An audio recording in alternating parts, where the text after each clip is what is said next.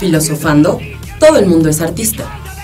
La búsqueda de la verdad, no por el encuentro, sino por el placer de la búsqueda. Escúchanos en Filosofarte, todos los jueves a las 2 de la tarde por ucradio.net.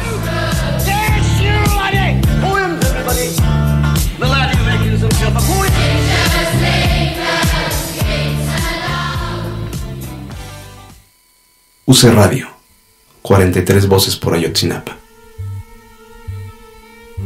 Violencia, secuestrados, indignación, crimen, dignidad, intolerancia, enojo, tristeza, represión, decepción, desinformación, impunidad, revolución, aguante, reflexión, anatomopolítica, muerte, desaparición, denuncia, abuso, crueldad, igualdad, cambio, inseguridad, surrealismo, desgracia, coraje, injusticia, opresión, frustración, inhumano, sobrevivencia, horror, compromiso, miedo, inquietud, justicia, impotencia, dolor, lucha, mentira, inadmisible, amnesia. Desaparecen 43. Desaparezco yo. Desaparece México. UC Radio, 43 voces por Ayotzinapa. Universidad de la Comunicación.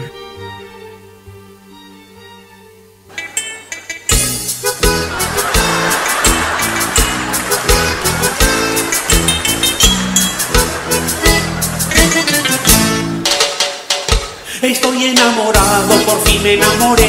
El sábado a la noche en el baile la encontré. Estaba vestida para enamorar, sensual y atractiva, y me miraba sin parar. Si los jóvenes se atraen, ya nada los detiene. Ustedes ya saben todo lo que viene. Salimos a bailar, la miré, me miró, y el deseo fulminante los atrapó. Y mientras se movía, qué fascinante, para impresionarme, qué sugerente, se puso a hablarme, qué excitante, de filosofía, qué interesante. 1, 2, 3, 4, 5, 6, 7, 8, 9, 10, 11, 12, 13, 14, 15, 16, 17, 18, 19, 20, 21, 22, 23, 24, 25, 26, 27, 28, 29, 30, 31, 32, 33, 34, 35, 36, 37, 38, 39, 40, 41, 42, 43, justicia. Iniciamos el programa de este día con esta acción en apoyo a los chicos de Ayotzinapa. Estamos en Filosofarte, estamos su compañera Fernanda. Hola, yo soy Selma, ¿cómo están? Y yo soy Juan Francisco, el profesor Benavides. Buenas tardes, ¿cómo están? Pues... Nuevamente. Bueno, nuevamente hola, estamos hola por aquí. Nuevo. Qué bueno que estén ustedes nuevamente. Les extrañé la semana pasada, pero ay, bueno, nosotros también. Qué ya, bueno que ya están de regreso. Pues sí, ya las tenemos aquí y vamos a tener la posibilidad de continuar con nuestros temas, con las cosas que habíamos quedado pendientes. Es un gusto que nos acompañen nuevamente a ustedes también, amigos, en este programa.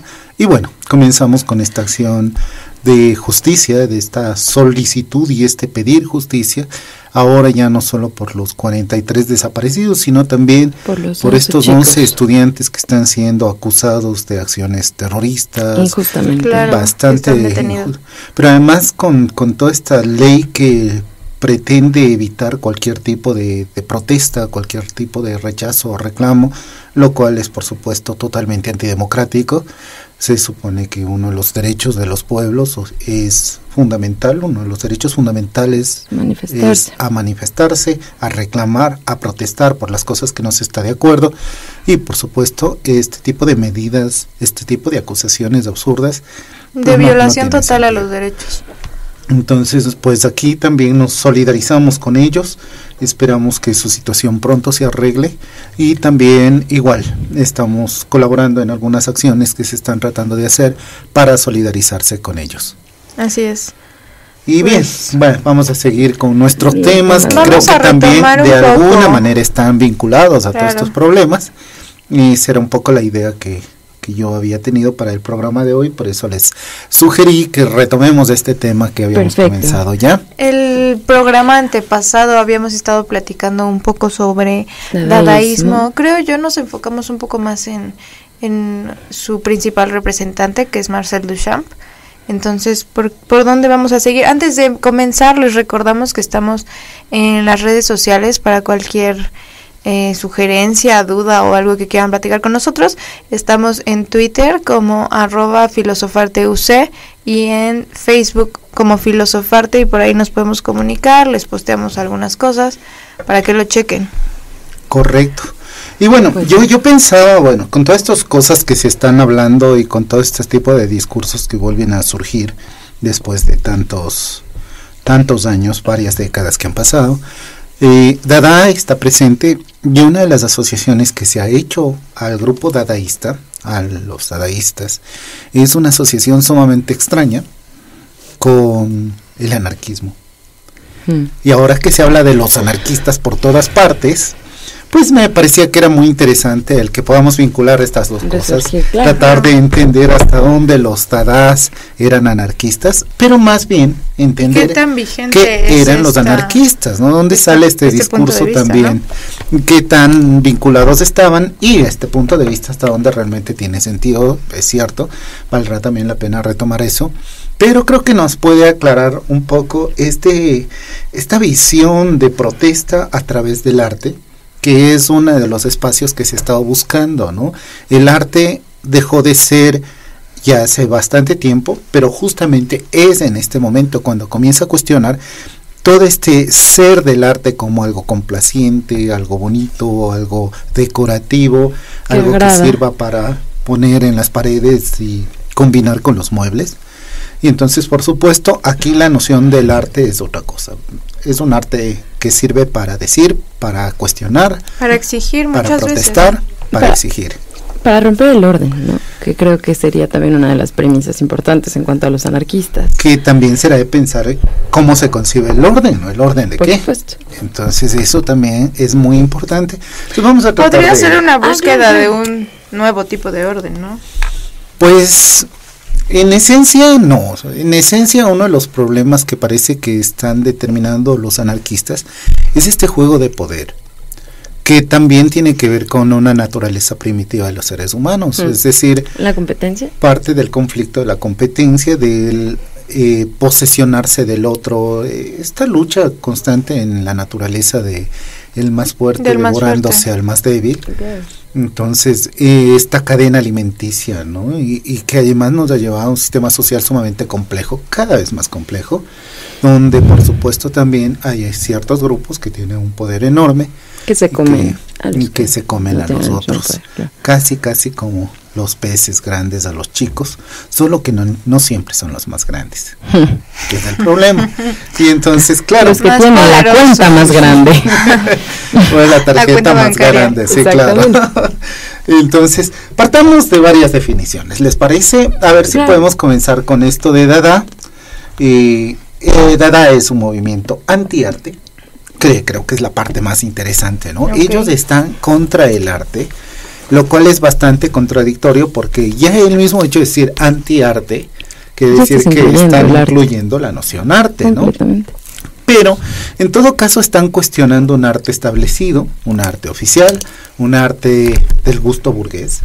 Este arte que era un arte que la burguesía encargaba, pedía o compraba ya para aquellos años, y que bueno, también está vinculada a todos los conflictos sociales que se están viviendo, la Primera Guerra Mundial específicamente, ¿no? Justo, probablemente todo el arte de esa época está vinculado a los valores morales, religiosos, estéticos incluso, que se tenían antes de la guerra, y que la guerra por supuesto se los lleva. Sí, claro, y como habíamos visto ya en algunos de los programas, ¿no? Incluso los impresionistas se salieron del gusto burgués. Los impresionistas no fueron entendidos, ¿no? Imagínense lo que implicaba que vengan un grupo de artistas a poner manchas, a poner objetos, a poner ensamblajes, a retomar cosas que se habían estado haciendo o que se encontraban en desechos, o a hacer poemas a partir de recortes de cosas que no tenían ningún sentido. Los cadáveres exquisitos, ¿no? Que ya vamos a tener por ahí unos ejemplos también. Y entonces, claro, yo me cuestionaba mucho eso, ¿no? ¿Cómo es que en ese ni siquiera haber aceptado o terminado de aceptar a los impresionistas, y estaba llegando esto que ya era una ruptura con todo el discurso artístico, ¿no? Y claro, también está la noción del buen gusto, la noción de lo estético, todo esto que se había armado y se había inventado como discursos oficiales, de pronto cuestionado y puesto en crisis por parte de los dadaístas. Y bueno, de las vanguardias en general, ¿no? Desde diferentes puntos de vista, pero las diferentes vanguardias habían estado asumiendo esta noción de estamos en contra del arte que se está haciendo. En ese sentido es un nuevo arte, pero es un arte además que es totalmente distinto, otro sentido, otro concepto, otra noción de lo que es arte, y por lo tanto están en contra del arte oficial, es un antiarte. Es un arte antiarte. Parecía ser como contradictorio, pero no, tiene mucho sentido cuando uno se ubica que no todo el arte es una sola cosa. Que tal vez es el problema, ¿no? O sea, pensamos que el arte cabe todo dentro de un mismo costal, un mismo saco donde podemos meter todas las cosas que no tienen relación alguna, ¿no? De hecho, justo ayer estaba pensando en que el arte es justificación realmente para lo que sea, ¿no? Probablemente incluso para un asesinato, si lo justifico como arte. Podría... Si lo justificas bien. No. Si quieres te ayudamos. Pero... Depende de quién. Es que llegué a esta idea porque estaba pensando un poco si estaba a favor, cómo colocarme a favor o en contra de los chicos artistas que están produciendo con motivo de lo que está pasando con la situación de Ayotzinapa. Entonces, al principio no estaba muy en contra, porque decía, no sé qué tanto se están colgando, etcétera, pero dije, bueno, es que el arte también puede ser una respuesta. Y dije, bueno, todo en el arte es justificable, creo. Y no sé si eso puede partir de los dadaístas, no lo sé. Pues con las vanguardias es cuando por primera vez el arte requiere de discurso. Anteriormente no, anteriormente el arte se resolvía en pero porque muchas veces no tenía un discurso, ¿no? Era solamente como representaciones fieles de la realidad o de la sociedad. Fíjate que es muy interesante eso porque es extraño, pero ya con todo el conceptualismo contemporáneo, pues comenzamos a ver a las imágenes anteriores de arte y nos damos cuenta que todas tienen un discurso. Solo que en ciertos momentos les pareció que no era importante. De hecho, ¿no? Claro. Es como una señora que compra un cuadro ahí de colores y lo cuelga en su sala, y de pronto ella no entiende nada de discurso arte, está pensando en cómo combinan los colores con los muebles. Claro. Sí. O con la pared. Pero que ya tiene tal vez un sentido de estética, pues, pero tiene un discurso estético atrás de eso, ¿no? Claro. Porque estética también es algo que se reconfigura dentro del discurso filosófico y se entiende como la percepción del mundo, la forma en que percibimos. Lo estético sería, por supuesto, todo aquello que nosotros percibimos, no la noción de belleza, no la noción de agradable. Yeah. Y por lo tanto aquí pasaba eso, ¿no? Los señores y las señoras que compran los cuadros están viendo algo que les agrade la obra, pero no entienden el concepto que hay atrás. Y el hecho de que haya ahí colores que estén combinando o no con su sala, no quiere decir que la obra carezca de un sentido y un discurso conceptual. Entonces aquí el problema es más bien, ¿qué pasaba? O sea, siempre ha habido un discurso conceptual en las obras, solo que no siempre se lo ha visto. Claro. Ahora podemos verlo. Pero tal vez que no era un discurso en contra al sistema. No, yo pensaba, por ejemplo, en la obra, no recuerdo de qué pintor, el que pinta la coronación de Napoleón. Y está Jacques-Louis David. Está este cuadro en donde Napoleón está al lado del Papa, y si recuerdan, en esas épocas era el Papa el que coronaba al siguiente emperador. y es Napoleón el que se corona él mismo en el cuadro, y creo que tiene un discurso muy fuerte de política y de sistema, ¿no? Yo pensaría en otra cosa con esa obra que se me hace muy interesante. En esa obra pasa algo que es sumamente interesante, porque la madre de Napoleón, su hermana y su hermano no asistieron a esa coronación, se opusieron totalmente, porque Napoleón iba a coronar también a Josefina.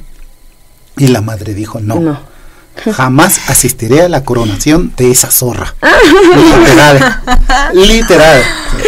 Y claro, también dijo lo otro, ¿no? Él mismo invitó al Papa para que vaya, él mismo lo invitó, pero luego dijo, ¿y quién es el Papa? Para coronarme a mí, que soy casi un dios. Entonces el Papa no puede coronarme, no hay nadie más elevado que yo como para coronarme. Por lo tanto, me corono yo solito. Y pasó algo muy divertido, después, cuando David pintó ya el cuadro, llegó Napoleón y dijo, pero maestro, no va a ser posible que la historia vea que no vino mi familia. ¿Cómo? ¿Aquí va a quedar bien? Photoshop, el primer Photoshop de la historia. Casi Photoshop, sí, por supuesto. Entonces ahí viene este juego, ¿no? O sea, siempre ha habido discursos atrás de las obras. Claro, ahora lo podemos pensar con esta cuestión de la virtualidad, del engaño histórico, hacer un análisis muy profundo. Pero en esa época veían solo la cosa de que está pintado muy bonito, que es realista. Se parece y claro, entonces, e incluso en el engaño histórico, ¿no? Entonces aquí viene esto, ¿no? Hay una carga conceptual en las obras en todas las épocas, solo que en otros momentos no lo vieron, no tenían el discurso para verlo. O la necesidad de verlo. O la necesidad o el discurso. ¿Qué les parece si seguimos con todas estas dudas y con todo este tema tan interesante? Después de una canción, esta que les vamos a poner se llama Children of the Revolution y es de Bono, Gavin Friday y Maurice Caesar.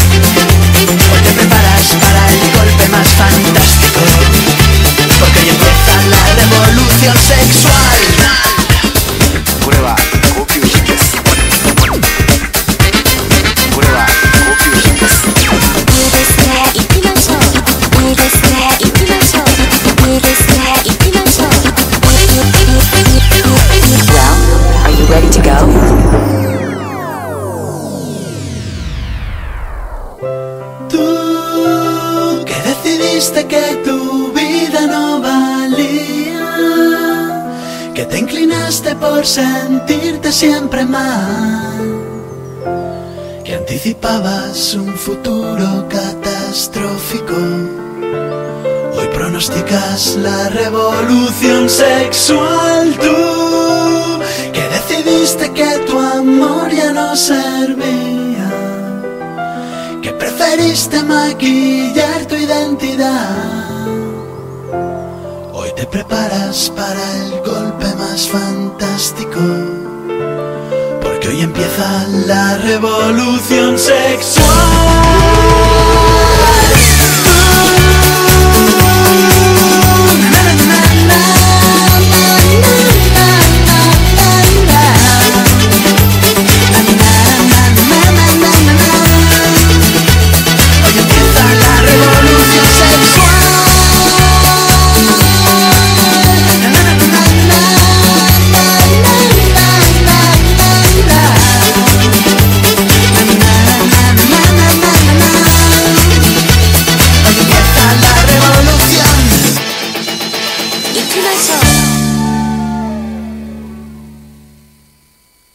Tocamos muchos temas de antropología y entonces hicieron la epistemología del estructuralismo, del rumbo del arte y el existencialismo de Kierkegaard a Sartre.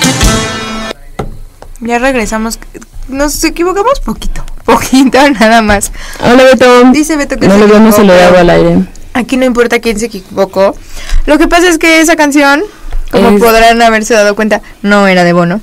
Esa fue la revolución sexual de la Casa Azul. Chicos. En el próximo cortecito de la canción les ponemos la que les había dicho. Yo creo que eso fue una acción dada.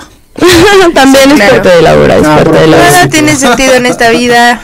Entonces, sí, la vida claro. no vale nada. Por supuesto. Vamos a continuar. Creo que hay algunos elementos que todavía nos quedan pendientes para pasar a ejemplificar cosas. Okay. Entonces yo pensaba, primero, esta acción dadaísta no tenía que ver nada más con una cuestión artística. Realmente era un cuestionamiento como forma de vida. Ideológico.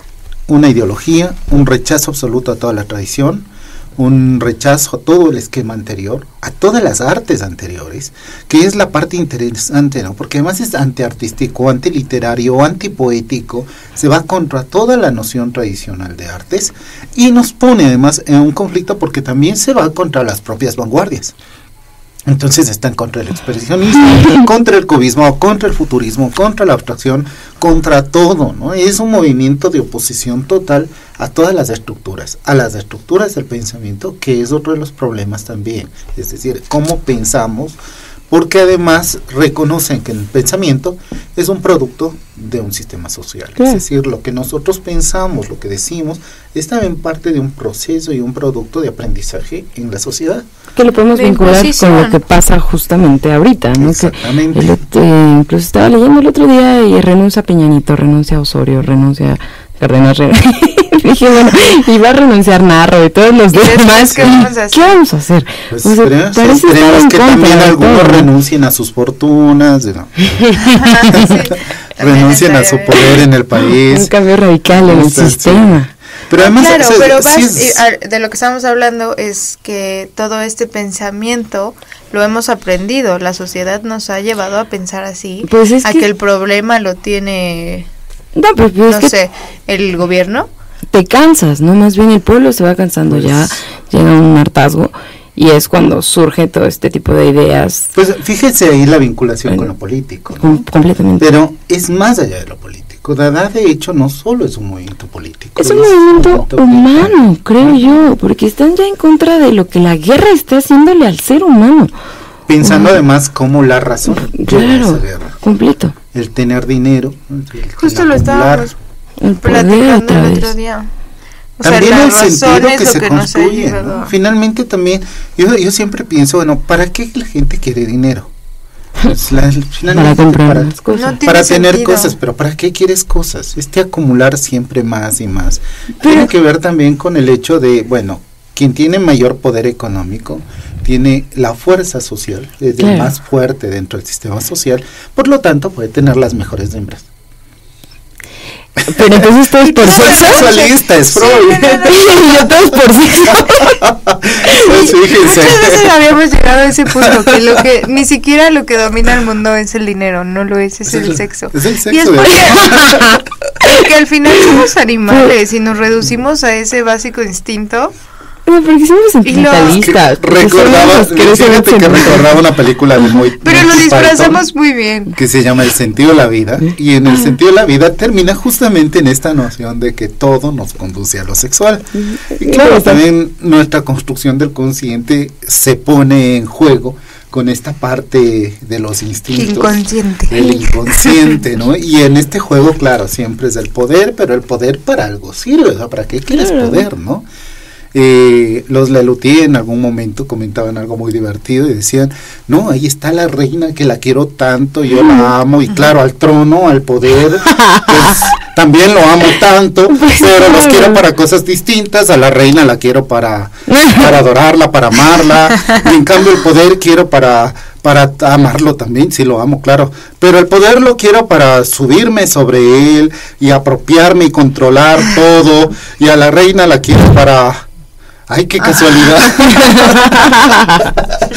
También para lo mismo. ¡Qué bueno está eso! Entonces, esos juegos, por supuesto, son muy, muy interesantes. Tenían que ver con este juego de la razón, el sentido mismo de la existencia, ¿no? ¿Para qué? ¿Para qué estamos aquí? Y querer poder y acumular y aprovecharnos de otros para eso, además, que es la parte problemática, pues es lo que se está poniendo en crisis, ¿no? Ahí vienen entonces los existencialistas. No proponen, solo ponen en crisis todo, lo ponen en duda. Solo eso. Es romper con el orden. Con ese orden, con esa estructura de poder, es poner en cuestionamiento todo, ¿no? Y un poco es también como un cuestionamiento personal, es yo mismo cómo me pongo frente a eso, qué estoy haciendo con mi vida, cómo estoy actuando. Estaremos viviendo una segunda etapa. Porque a mí me pasa. Neodada. Somos Neodada, solamente que ellos lograron además traducirlo materialmente en propuestas, ¿no? En propuestas artísticas. Se fueron, por supuesto, ante lo que era el arte oficial, se fueron con, no sé, en este momento tendríamos que definir igual qué es lo que está definiendo el arte contemporáneo aquí, ahora, qué es lo que define la poesía. La poesía, ¿no? Que también es una cosa muy, muy conflictiva, muy problemática. Yo les comentaba que una de las cosas que hacían los dadaístas tenía que ver con esto, ¿no? La receta para hacer un poema. Decían, tomad un periódico, tomad unas tijeras, elegid en el periódico un artículo que tenga la longitud que queráis dar a vuestro poema, recortad el artículo, recortad con todo cuidado cada palabra de las que forma tal artículo y ponedlas todas en un saquito. Agitad dulcemente. Sacad la palabra una detrás de otra, colocándolas en el orden en que salgan, copiadlas concienzudamente y el poema está hecho. O sea, y listo. Perdonen la palabra, se cagó en todos los poemas, los poetas de antes. Pues o sea, de alguna manera. Ellos que elevaban el lenguaje, ¿no? O sea, pum. Pues porque aquí viene el juego del Dada, confrontándose a una posibilidad que tenía que ver más bien con el ritmo que con la construcción lingüística, ¿no? Claro. Y el ritmo que además era lo que marcaba. Es decir, yo recuerdo algún poema dadaísta que lo hice hace algunos años, a ver si me sale, pero era algo así como dada, dada, dada, boom, dada, dada, dada, tijeras, dada. Qué romántico. ¿Te parece? Sí, no, la chava a la que lo hice no lo entendió. Y desde ahí ya no la vi. Dijo que si estás escuchándome te extraño. Dada. Pues sí, entonces tenía que ver con esos juegos, ¿no? Realmente era una cosa que surgía al azar muchas veces. Del absurdo. Que estaba hablando de la ruptura total, el sinsentido, porque un poco la lógica que tenemos es una lógica que se va construyendo sobre una serie de parámetros ideales que nos impone el sistema. Es decir, tienes que tener una familia, tienes que tener hijos, tienes que tener un trabajo, una profesión, para ganar dinero y comprar más cosas. Te va encajonando el propio sistema y tener éxito además, pues eres una persona exitosa. Claro, tienes que ser feliz. La felicidad es eso, ¿no? Claro, sí. Porque cuando reúnas todas esas características vas a encontrar la felicidad. Por supuesto. Qué padre. Que es además sumamente extraño, ¿no? Los dadaístas comienzan a cuestionarlo totalmente y se meten en este conflicto. Pues entonces, ¿qué vamos a hacer? ¿Cómo va a ser nuestro trabajo, no? Entonces, ahí tenemos varias cosas. Pensaba mucho en cómo Dada tiene ubicación en diferentes partes del mundo. Su origen es en Suiza, ahí en donde, bueno, después de la Primera Guerra Mundial de 1914, es un centro de refugiados suiza. Por lo tanto, llegan muchísimos artistas de todas partes. Los disidentes de otras escuelas del vanguardismo van a parar en Suiza tratando de escapar de toda esta guerra.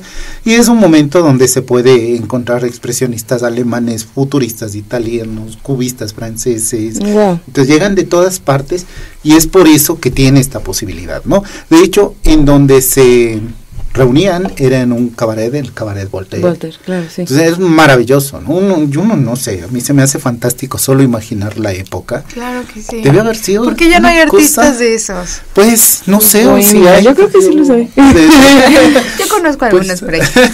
Muy fresas. Pues fíjate que debe ser maravilloso porque no solo eran artistas, digo, están teóricos, están poetas, están literatos, están filósofos. Por ahí llegaba un señor Freud a discutir con sus alumnos sobre teorías nuevas. Entonces, los dadaístas escogiendo en su diccionario a ver qué nombre le ponen a su movimiento. En la mesa de al lado. Era una cosa fantástica, realmente. Ay, el tiempo y la nostalgia. A uno le da cosas de algo. Lo peor es tener nostalgia de algo que no se vivió. Sí, claro. Bueno, esa frase me la robé de Sabina, ¿no? Ella es muy buena. Por supuesto. Entonces, en Zúrich es donde aparece este movimiento y bueno, ahí están artistas como Jan Arp, que es uno de los primeros. Arp quería un arte anónimo, silencioso. Hizo una cantidad de relieves, collage, bordados. Esto de los collages era una cosa sumamente interesante también porque era casi como un poema dadaísta, ¿no? Era tomar partes de cosas y pegarlas sin un sentido estético. No había. ¿Qué es el problema, no? La gente llegaba y trataba de ver cosas estéticas ahí porque su mirada estaba atrapada en un discurso de bonito, de bello. Claro, entonces estaban es como lo conocido. Todavía me pasa a veces que pongo por ahí el urinario y mucha gente está viendo, ay, mira qué blanco, ¿no? Blanco, la forma y no sé qué cosa. Sí, no, es como para darles con una chancleta en la cabeza, sí, es un chancletazo, sí, a ver si se iluminan. Como algún Buda le pasó eso, la chancla y cuando le cayó el chanclazo se iluminó. Entonces se me hace muy divertido, a veces creo que sí es un buen método, pero claro, o sea, eso no es lo que se esperaba de las obras, ¿no? Y la gente todavía hasta ahora es como los que compran cuadros abstractos y siguen buscando, ay, es que la carita, es que el animalito, espérate, no se busca eso. Y bueno, además esto de jugar con papel se vuelve sumamente importante y decisivo en la influencia que tendrá sobre el surrealismo, que además es un movimiento anterior al surrealismo, ¿no? Otro de los fundadores fue Hugo Ball. Ball es un poeta, hacía lecturas de poemas y hacía además actualmente muchos poemas, incluso se los usa en happenings y performance. El tipo en el Cabaret Voltaire hacía espectáculos sumamente interesantes, espectáculos dadaístas, que eran cargados de provocación, tendencias agresivas, propuestas ilógicas, cosas absurdas. Se bajaban los pantalones, se encueraban en el escenario, insultaban al público, lanzaban cosas, en lugar de que el público les lance cosas, ellos lanzaban cosas al público. Imagínense lo que implicaba eso, ¿no? Una confrontación total. Y bueno, es como uno de los fundamentales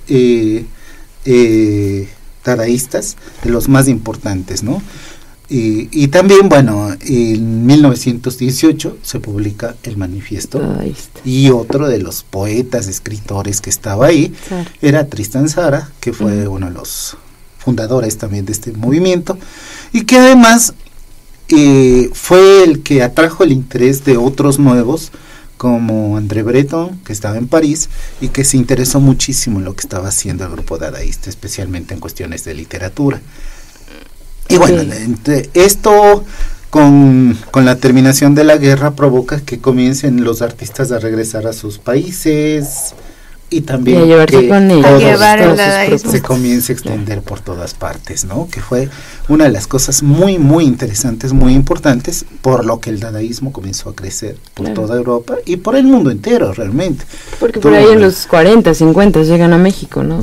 Pues sí, bueno, digo, en 1915 llegan a Nueva York y ya tienen una influencia para México. Entonces sí, ya hay como uno de los primeros momentos. Uno de los conflictos que había en México es que teníamos algo que José Luis Cuevas decía que era la cortina de nopal. ¿Le gusta José Luis Cuevas, profesor? Seguimos con el problema del grupo. Sí, es una pregunta ahorita. Bueno, a mí me gustan otras cosas, digo, el café. Bueno, el trabajo de Cuevas. Pues el café no tengo que definirlo. El café sí me gusta, pero no tengo que definirlo. Es como las mujeres, tampoco tengo que definirlas, y si me gusta. Aquí el problema ni entender. Es lo que pasa un poco, ¿no? El arte sí es una cosa que podemos discutir. Entonces el problema del gusto no cabe ahí. ¿Qué es lo que pasa? Cuevas es sumamente conflictivo en todo el arte latinoamericano. Digo, estamos saliéndonos de tema, pero valdría la pena mencionar que Cuevas en su época fue un bastión de oposición a lo que sería la Escuela Mexicana de Pintura. Completamente. Entonces, y además hay comentarios como los de Marta Traba, que era una crítica colombiana, que decía que esta oposición estaba fundamentada en el hecho de un apoyo por parte de Estados Unidos, de la CIA directamente, dice ella, a José Luis Cuevas. Entonces es cuestionable que su arte pueda haber estado o esté vinculado de alguna forma con todo esto. Más allá de eso, yo creo que el trabajo en cuanto a desdibujo es una cosa maravillosa. Se me hace muy, muy importante el trabajo de Cuevas en cuanto a esta cosa de romper con el orden del dibujo, desdibujar las cosas. Y bueno, e incluso propuesta, que lo que estaba diciendo los nopales. E incluso eso, ¿no? Que era una crítica que se hizo a lo que estaba sucediendo con la Escuela Mexicana y el muralismo específicamente, que había cerrado todas las puertas a lo que sucedía en Europa. Entonces estaban cerrados aquí, era así como, es un arte burgués, un arte de la burguesía, no queremos saber nada con eso, aquí estamos viviendo la Revolución Mexicana y por lo tanto no vamos a así como Rusia tenía su cortina de hierro, acá tenían su cortina de nopales. Es como le llamó Cuevas a todo esto. ¿Y en qué momento fue que nos deshicimos de ella y compramos todo lo que venía? Pues cuando llegan todos los refugiados con cara. Lo que había sido cerrado era solamente en el arte, el resto de cosas sí seguían llegando, no es que se había aislado. Entonces ese es uno de los problemas en cuanto a lo artístico y cultural. Y claro, también viene toda esta noción del nuevo mercado, el mercado artístico, el reconocer a los artistas en Nueva York, y que también la Escuela Mexicana de la Pintura ya no tuvo mayor auge, ¿no? Ya llegó a su punto máximo y comenzó a quedarse ahí.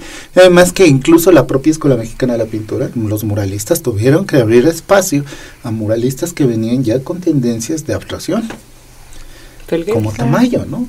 Como Tamayo, Felgueres, que comienzan a llegar ya con un discurso totalmente abstracto y que rompía con todo lo que se supone planteaba el muralismo en su esencia. Entonces, ellos también influenciados por mucho de lo que pasó en Nueva York. Yo creo que en Nueva York pasa algo que es sumamente interesante, porque claro, después de esta guerra mundial, de la primera, muchos artistas, e incluso durante la Primera Guerra, fueron también escapando de lo que sucedía en Europa para Nueva York.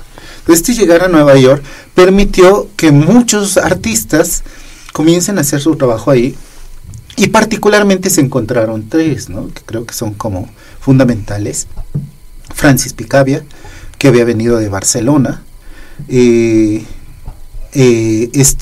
Man Ray, que también era muy importante, él había bajado desde Zurich, era fotógrafo, hacía arte objeto, Bueno, básicamente. ¿Él se le considera dentro del surrealismo? No, pues hay ciertos historiadores que lo vinculan con el surrealismo, aunque en su trabajo esencialmente está relacionado con Dada. Okay. Él trabajó con Duchamp, hacían obras directamente con Duchamp. Incluso Duchamp algún rato contaba que hacían juntos, trabajaron para hacer, por ejemplo, el État donné, que fue una obra post-morte. Duchamp es la última obra de Marcel Duchamp, y él quería que no se vea esta obra, que nadie la vea. Es una mujer, no sé si nuestros amigos pueden verla, ubicarla por ahí, ya la vamos a postear. Es una obra que tiene una puerta muy grande, con 2 agujeritos. Los espectadores se acercan ahí y pueden ver a través de una pared que está rota a una mujer que está desnuda frente al público, casi con las piernas abiertas, rasurada del pubis. Está hecha con una escultura, realmente es de yeso y está forrada con piel, sobre unas ramas. Al fondo hay un paisaje y esta mujer sostiene una lámpara de gas. No se le ve más que el brazo, no se le ve piernas, no se le ve el otro brazo ni la cabeza, y bueno, está desnuda, eso sí se ve, ¿no? Entonces es muy interesante esta obra, porque el propio Duchamp dijo que la había hecho junto con Man Ray, que Man Ray le estuvo ayudando, porque tuvieron que sacar el molde de la modelo. Entonces sacaron el molde de una modelo real. Entonces comentaba que tuvieron que depilarla y rasurarla para poder sacar el molde y todo, y que iba comentando todas estas cosas. Entonces es muy muy interesante cómo había esta vinculación entre ellos dos, que están trabajando, por supuesto, con una cantidad de cosas. También hay otra tendencia del surrealismo, del dadaísmo, que se desarrolla en Europa, en París. Y esta está vinculada con Breton y con Luis Aragón, que son básicamente poetas, literatos, y también integran a otro artista que es muy importante, que fue Max Ernst, que estuvo trabajando allá, ¿no? También estuvo la presencia de Suzanne Duchamp, de Jacques Rigaud, de Paul Eluard. Mucha gente no ubica quién es él. Hay una canción muy famosa que se llama Yo te nombro libertad, sustentada en este poema de Paul Eluard, que fue este artista dadaísta originalmente. Así. Entonces, pues sí, aquí comienzan una serie de vinculaciones que nos llevarán, por supuesto, a tratar de entender qué está pasando con Dada. También estuvieron en Berlín, especialmente en Berlín con Karl Schwitters, Rolf Hausmann, que son como George Gross, pues ahí están una serie de artistas también vinculados a este movimiento en Berlín. Como verán, están en diferentes partes, están en el mundo entero, casi es como el primer movimiento artístico que se pretende global, que se pretende a nivel mundial, ¿no? Okay. Entonces hay esa búsqueda. Nos tenemos que ir a canción. A canción, vamos a canción parece? Entonces, ahora sí vas a anunciar. Ahora sí, ahora sí la que les había dicho, la de Children of the Revolution. Que siempre sí, dice. Que siempre sí la voy a poner. Que sí. Ahí está, ahí les va. Ahí van.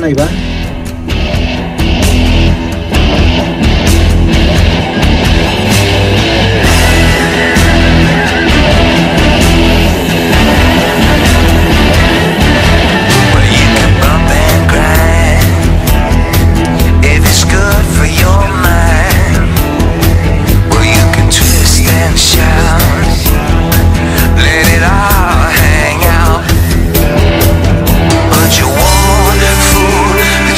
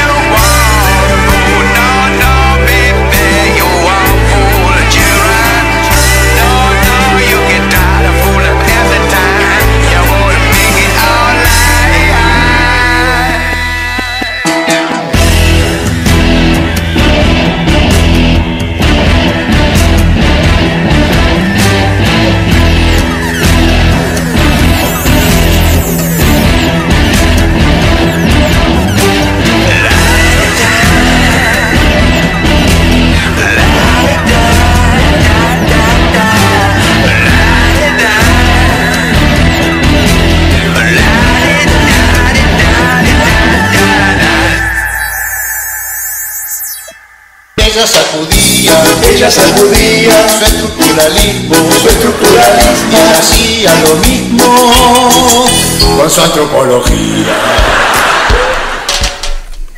Bueno, pues ya regresamos por aquí y nos habíamos quedado en que estamos hablando del dadaísmo y ahora vamos a hacer la vinculación con el anarquismo, que fue nuestra promesa inicial del programa. Pues vamos a tratar igual con los tiempos que tenemos, pero creo que sí vale la pena mencionar algo, ¿no? El anarquismo es un movimiento muy, muy antiguo. De hecho, comienza a desarrollarse ya como una especie de antecedentes en Grecia por sí misma, en la India y en China, movimientos ya que estaban cuestionando esta noción de la autoridad, que fundamentalmente es eso, ¿no? Anarquismo quiere decir sin gobierno o el no gobierno, y viene de unos vocablos griegos, además, es esta noción del quitarlo el gobierno, el poder, ¿no? Sin amo ni soberano. Sin amo ni soberano, exactamente. que es lo que había planteado Proudhon, de hecho, ¿no? Es palabras de Proudhon. De hecho, Proudhon es uno de los fundadores de este movimiento del anarquismo, de los más importantes, junto con Malatesta. Y bueno, entonces aquí hay una de las cosas que es muy importante, porque están planteando como tal la abolición del Estado, del gobierno y de toda autoridad.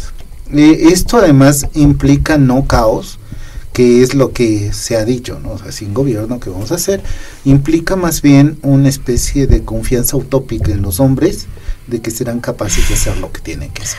Muy utópica. ¿El superhombre de Nietzsche? Pues tal vez. Pues tal vez. Yo creo que tiene que ver más bien con un ser consciente, autoconsciente, que sabe que es muy importante su vinculación con los otros hombres, y por lo tanto, en lugar de aprovecharse de ellos, lo que trata de hacer es convivir pacíficamente. Pero no estamos listos para el anarquismo. Pues no sé si tenemos que estar listos para eso, si se puede estar listos. Entonces, el ser humano es por naturaleza caótico.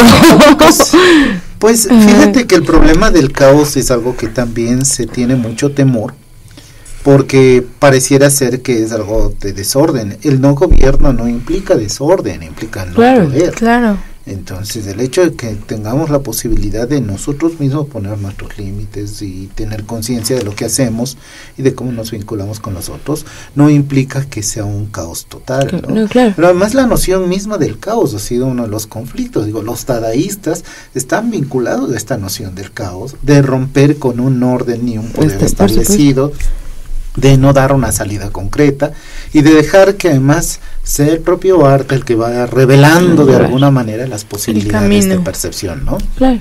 Y de construcción teórica. En ese sentido ha funcionado. De alguna manera, esto que no es como tal un movimiento, ojo, por si acaso luego vayan a pensar que estoy diciendo que Dada era... Profe, no nos lo vayan a llevar a Nayarit, por favor. Por si acaso, no. Se lo digo, es mi profesor. Pero es que, pues que me lleguen, digo, ya están llevándose a las niñas. Marcharé por usted, ya están llevando a las niñas, no me hago problemas. Si me llevan a Veracruz sí me quejaría, porque además... Pero Nayarit no tengo idea.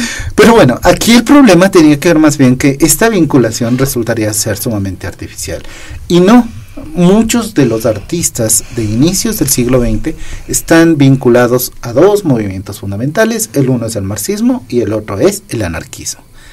Y es impresionante además, de hecho, el movimiento que desata a nivel internacional la presencia de los anarquistas es el movimiento del 1 de mayo, cuando hubo esta masacre de los trabajadores, y claro, ese movimiento totalmente anarquista. En 1908 en Chile hubo un movimiento anarquista que tenía la intención de levantar a la gente y hacer una ruptura con el gobierno de aquellas épocas. En el 22 hubo en Ecuador también un levantamiento que fue reprimido terriblemente. A más de 1,000 trabajadores les mataron, los desventraron y los tiraron al río para que sus cadáveres no floten. También proceso de represión anarquista. Y entonces estas cosas sí fueron sumamente interesantes, ¿no? La Constitución de Estados Unidos se opone al anarquismo y lo menciona abiertamente, ni siquiera habla de marxismos o comunistas, no, habla de los anarquistas, que lo ven como un proceso de ruptura mucho más radical, ¿no? El comunismo de alguna manera quería instaurar otra forma de gobierno, pero aquí es romper con todas esas estructuras. Bueno, pero yo creo que eso nos llevaría a otro conflicto, porque voy a la actualidad, lo que se está viviendo ahorita, creo que la mayoría de nosotros, o al menos yo, no entendemos en su totalidad lo que significa el anarquismo. Incluso algunos jóvenes, y lo digo con justificación, vamos, jóvenes que hemos visto, que se dicen anarquistas y que firman con la... No creo que tengan esta noción de anarquismo. Creo que ahora el anarquismo se ha desvirtuado y va a rayar tal vez en las paredes. Y no estoy diciendo que no estoy en contra, porque tampoco creo en una revolución que sea por las banquetas. Mira, lo interesante en esto, y escuchaba recientemente también a un especialista en lo historia. Dices como un poco, perdón, que se ha confundido un poco anarquismo con vandalismo. No, o sea, no creo que la gente ahorita, o los que se llaman anarquistas, tengan esta noción de... ideológica de lo que es el de ir tras el razonamiento y tras un no poder, pero porque yo me voy a controlar y no voy a ir sobre un tercero cuando no tengo derecho sobre él. No sé si me expliqué más o menos. Mira, les decía, uno de los problemas básicos es que hay como 57 diferentes tendencias del anarquismo. Ajá, ahí. Entonces, no es una seguro si tienen noción. No es una sola, y eso sí creo que es muy importante ubicarlo, ¿no? Entonces, hay una multiplicidad de pensamientos que van, por supuesto, de cuestiones muy extremas a cuestiones muy pacifistas. El hipismo fue en su momento una tendencia anarquista que rompía con la noción de orden, de gobierno, de este orden establecido, planteaba una vida comunitaria, de amor, de paz. Pues fue un movimiento anarquista como tal. Y bueno, también hay los otros, ¿no?, movimientos que han llegado a la violencia armada, también, o sea, digo, hay una variedad y una multiplicidad que difícilmente puede definirse específicamente qué sería este movimiento. Por eso yo pensaba mucho en cómo los dadaístas están vinculados a esto. Digo, no es como un movimiento anarquista definido, pero sí están vinculados en cuanto a romper con una historia del arte, romper con un orden artístico, o romper con esta noción de un estado de cosas instaurado, y proponer la ruptura caótica de todo esto, ¿no? Entonces, en ese sentido, se vinculan con alguna de las ramas del anarquismo. Entonces creo que eso sí vale la pena tener claro y entender que finalmente también parte de lo que estaban buscando los anarquistas era esta posibilidad de tener una convivencia pacífica con los otros, de respeto, de parámetros de derechos iguales para todos, esta noción de empatía, de bueno, si no tengo a alguien que me controle o me gobierne, pues yo debo aprender a tener mi propio control, que implica la relación con el otro, ¿no? A veces pareciera ser como una visión muy primitiva incluso, porque es como regresar a algo que los hombres primitivos necesitaban, necesitaban convivir en paz para poder subsistir, ¿no? Entonces llegó un momento en que todo esto se nos complejizó y tuvimos coches, semáforos, aviones, se nos salió de las manos y todo se ha vuelto además muy enredado. Pero en su momento, pues la idea era el cuestionar estas estructuras de orden, cuestionar quién tiene el poder, por qué lo tiene, para qué lo tiene, qué está haciendo con eso, ¿no? Y si realmente es algo que todos queremos. Y que todos necesitamos. Que más lo ejercemos, ¿no? Lo ejercemos en nuestras relaciones cotidianas, con la pareja, con los hijos, con los padres, con el perro, con el gato.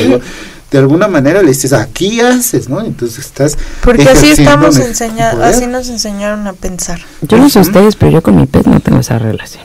¿Tu pez? Sí, profesor. Pues si no le das de comer. No, y ya nada más le diste espacio. A veces se me olvida. Pero ese es tu poder, por supuesto. Tú tienes un poder sobre él. Y de ponerle una pecera. No le das o lo sacas de su pecera. Pues sí. Bueno, yo tengo mi pez también, Octavio. Hay que presentar Octavio Pez, por supuesto. Pues sí, tendrán que conocerse algún momento. Pero bueno, en todo caso, creo que es un tema que está muy, muy interesante. Creo que vale la pena que continuemos algún rato con todo esto. ¿Sigue vivo tu para pez? Tratar de... No, yo decía el anarquismo, ¿no? Ese es el problema del caos. No, es que teníamos un pez en la misma etapa y el mío se murió. Es un campeón. Se murió, claro. Sí, se murió. Pero bueno, vamos a tener... Ay, ya nos vamos. Dos recomendaciones rápidamente, creo que son muy importantes. Sí. Hoy tenemos una proyección de un documental que se llama Vuela Angelito. Esto es aquí en la Universidad de la Comunicación, que es Zacatecas 120, a las 18:30, a las 6:30, y va a estar la directora, que es Christian Buchhardt. No se lo pierdan, ¿ah? Sumamente interesante. Bueno, y también les tenemos el día de mañana, viernes 28, ¿Quién eres tú, Sor Juana?, a las 6:30. Es una obra de teatro que está en el claustro de Sor Juana. La entrada es libre y pues es la biografía de Sor Juana Cruz desde un punto de vista diferente. Esperemos pues puedan asistir y ojalá lo disfruten. Y bueno, vamos a terminar con una canción, me parece que sí. Sí, su canción fue. Con un saludo a todos los ausentes y esperando que pronto estén de regreso. Esto es de Ana y Jaime, un par de cantantes, un dúo muy muy interesante, colombianos de los años 70, que tienen una canción que es irónicamente divertida, se llama Mi País. Disfrútenla y nos vemos la próxima semana. Adiós. Nos vemos.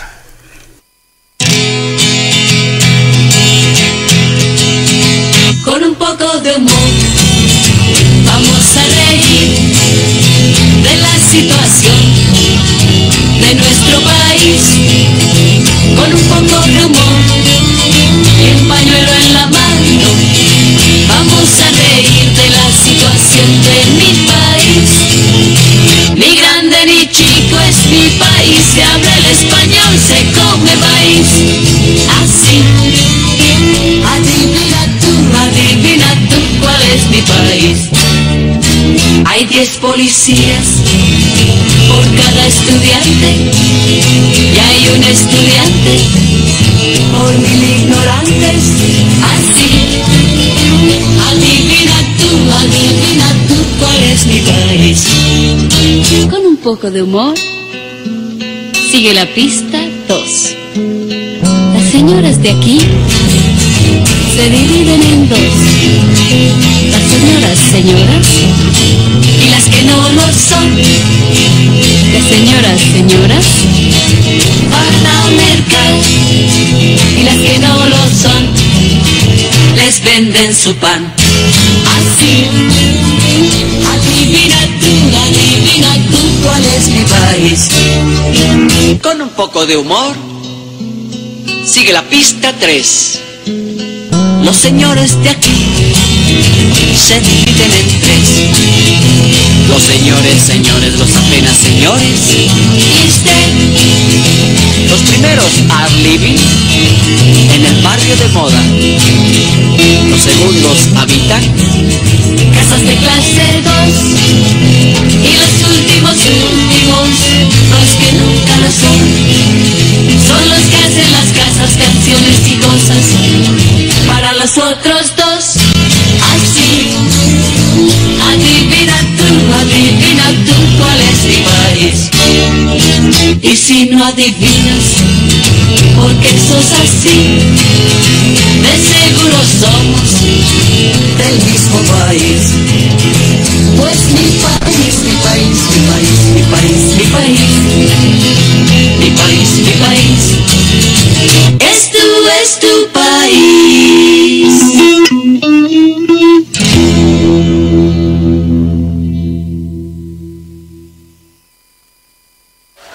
Yo le dije que ese tipo solo quería quitar lo metafísico de la filosofía. No se puede estar amando metafísico nomás, ni estar a cada rato epistemologando.